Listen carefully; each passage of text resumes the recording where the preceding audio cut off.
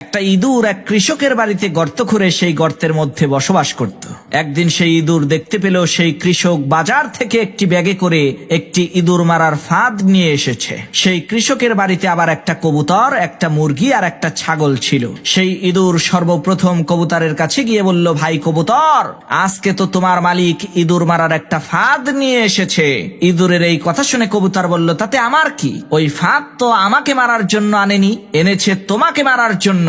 এটা তোমার সমস্যা, তুমিই বোঝো। কবুতরের এই কথা শুনে সেই ইঁদুরটি নিরাশ হয়ে মুরগির কাছে যে ওই ইঁদুর মারার ফাঁদের কথাটা বলল। তখন মুরগিও এই একই কথা বলল, ভাই এটা তো তোমার সমস্যা, এর সাথে তো আমার কোনো লেনা দেনা নাই। মুরগির কথা শুনে সেই ইঁদুর আরো হতাশ হয়ে ছাগলের কাছে গিয়ে ওই ইঁদুর মারার ফাঁদটার কথা বলল। ইঁদুরের কথা শুনে ওই ছাগলটি হাসতে হাসতে বলতে লাগলো, ভাই তোমাকে মারার জন্যই আমার মালিক ওই ফাঁদ বাজার থেকে কিনে এনেছে, তাতে আমার কি সমস্যা? আমি তো খুবই আরামে আছি।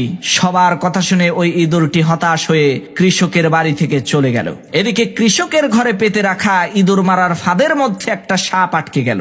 রাতের অন্ধকারে ওই কৃষকের স্ত্রী ইঁদুর মনে করে যখনই ওই ইঁদুর মারার ফাঁদটাকে হাত দিয়ে ধরেছে, আর অমনি সাথে সাথে সাপটা কৃষকের স্ত্রীর হাতে কামড় বসিয়ে দিল। তখন কৃষক তার স্ত্রীকে বাঁচানোর জন্য হাকিম কবিরাজ নিয়ে আসলো। হাকিম সাহেব চিকিৎসা দিয়ে বললেন, এই সাপে কাটা রোগীকে কবুতরের স্যুপ খাওয়াতে হবে, তাহলে ইনশাআল্লাহ খুব দ্রুতই সে সুস্থ হয়ে যাবে। সেই কৃষক হাকিমের কথা শুনে তার স্ত্রীকে বাঁচানোর জন্য ওই বাড়িতে থাকা কবুতরটিকে জবাই করে স্যুপ বানিয়ে তার স্ত্রীকে খেতে দিল।